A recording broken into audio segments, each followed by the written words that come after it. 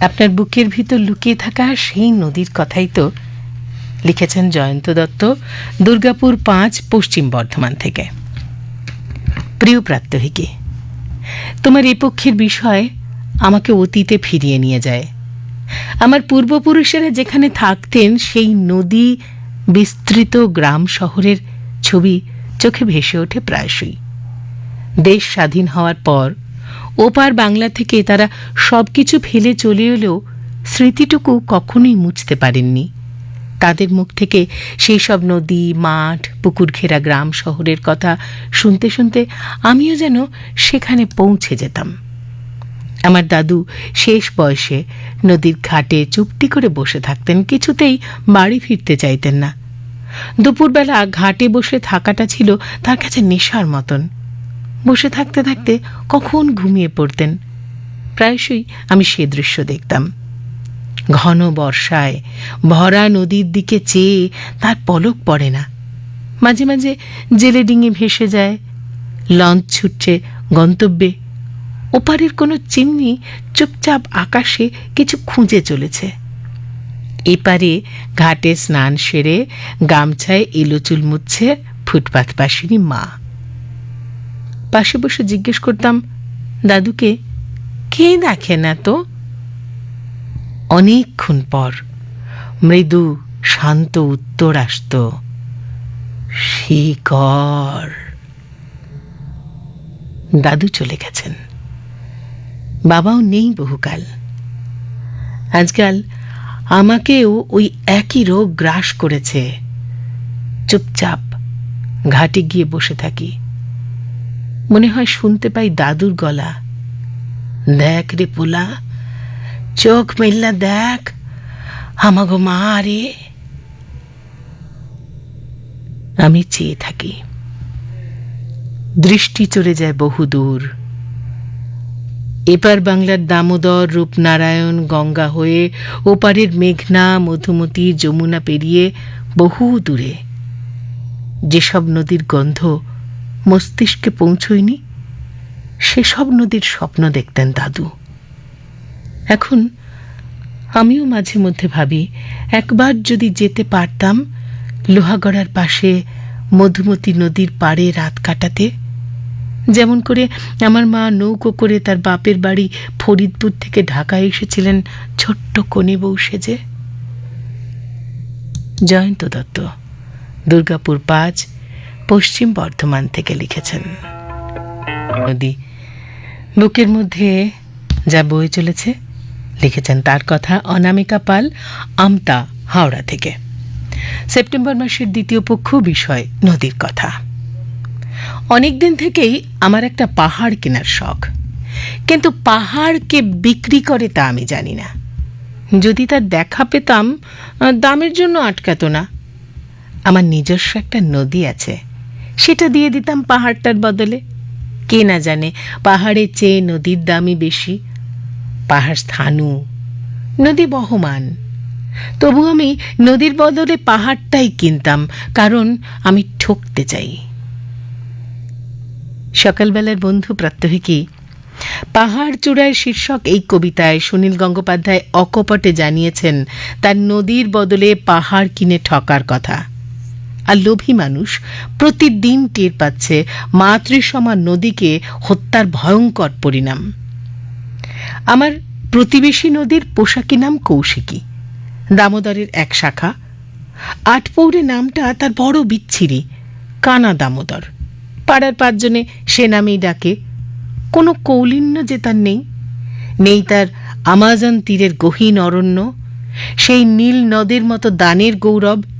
Euphrates, Tigris বা সিন্ধুর মতো তার তীরে গড়ে ওঠেনি কোনো সুপ্রাচীন সভ্যতা। ইয়াংসিকিয়াংয়ের মতো তার বালুকা বেলায় পাওয়া যায় না তিলমাত্র স্বর্ণরেণু। গঙ্গা, যমুনা, সরস্বতীর মতো তার নেই সুমহান ঐতিহ্য। পদ্মা, ইছামতি, হাঁসুলি বা তিতাস নদীর মতো কালজয়ী উপন্যাসের ভরকেন্দ্র হওয়ার ভাগ্য তার হয়নি।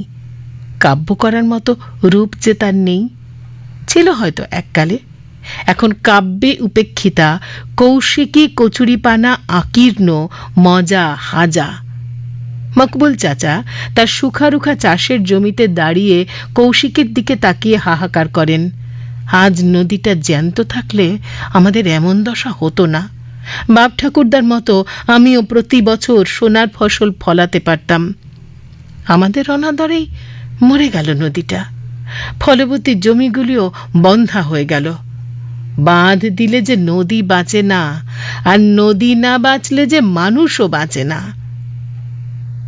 আমার মনটাও কৌশিকের জন্য বিষণ্ণ হয়ে ওঠে।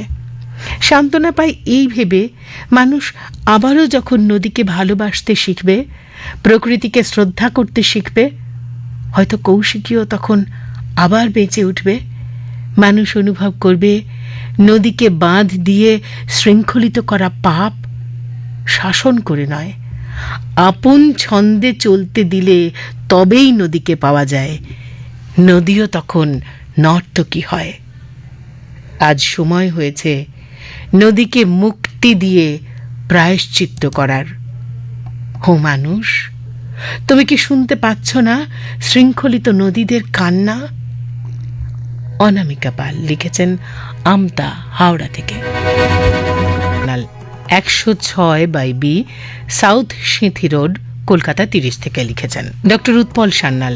106/B, south Sinthi road, Kolkata 30 থেকে লিখেছেন উৎসুক প্রাত্যহিকী। লিখতে বসে যে গুনগুনিয়ে গিয়েছি রবীন্দ্রসঙ্গীতের বিখ্যাত পংক্তিটি, তটিনী হিল্লোল তুলে কল্লোলে বহিয়া যায়। তটিনীরা মনে কুলুকুলু ভেসে উঠলেন। গঙ্গা, পদ্মা, মেঘনা, ইছামতি, ময়ূরাক্ষী সবাই মিলেমিশে ছলাৎ ছলাৎ জল তরঙ্গ তুলে বললেন, আমাদের কথা কি শোনাবে? বললাম, পঞ্চকবির কবিতা গানে, আধুনিক ও ছায়াছবির গানে বা শিরোনামে, ভক্তিগীতিতে, লোকগীতিতে, উপন্যাস সাহিত্যে সর্বত্র নদী নানা রূপে উপস্থিত। প্রজন্মের পর প্রজন্ম পড়ছে কবিগুরুর আমাদের ছোট নদী চলে আঁকে বাঁকে কবিতা। কবে থেকে শুনছি বিখ্যাত নজরুলগীতি কাবেরী নদী জলে, হেমন্ত মুখোপাধ্যায়ের গাওয়া সিনেমার কালোজয়ী গান ও নদীরে একটি কথা শুধাই শুধু তোমারে। মরমী কবি জীবনানন্দ দাশ বহু কবিতায় বাংলার কত নদীর কথা তুলে ধরেছেন। সুবিখ্যাত বনলতা সেনে পাই, সব পাখি ঘরে আসে সব নদী। তার স্বপ্নের নদী ধানসিঁড়ি, জলসিঁড়ি, আছে রূপসা, কর্ণফুলী, ধলেশ্বরী, জলঙ্গি, কীর্তিনাশা, কত নদীর কথা, যাদের ছাড়া রূপসী বাংলার রূপ বর্ণনা অসম্ভব। আছে কথা সাহিত্যিক মানিক বন্দ্যোপাধ্যায়ের অসাধারণ উপন্যাস পদ্মা নদীর মাঝি। মনে ভেসে উঠল প্রসিদ্ধ সব নদের কথা, অজয়, ব্রহ্মপুত্র, দামোদর, দ্বারকেশ্বর, রূপনারায়ণ। বিখ্যাত রবীন্দ্র কবিতা একটু ঘুরিয়ে বললাম, তোমারই যেন দেখিয়াছি শতরূপে শতবার, জনমে জনমে যুগে যুগে অনিবার। নদী মুগ্ধ দৃষ্টিতে তাকিয়ে মৃদু মিষ্টি স্বরে বলল, নদী হব আমি, আমাতে যাইও গো ভাইসা। বললাম, আমার সত্যি সৌভাগ্য হয়েছে দেশ বিদেশে নানা নামে রূপে বিখ্যাত তোমাকে দেখার। মৈত্রী এক্সপ্রেসে বঙ্গবন্ধু সেতু পেরোনোর সময় সুবিশাল যমুনা নদীর অসামান্য রূপ দেখেছিলাম। নদী বলল, এবার চলি গো, আমাকে তো বয়ে যেতেই হবে সেই সাগর পানে, কারণ আমার কোনো বাঁধন নেই, আমি ঘর ছাড়া যেতাই। ভাবলাম, আমাদের জীবনও তো বহতা নদী। Doctor Utpal Sanyal. 106B, south city road, Kolkata 30 থেকে লিখেছেন।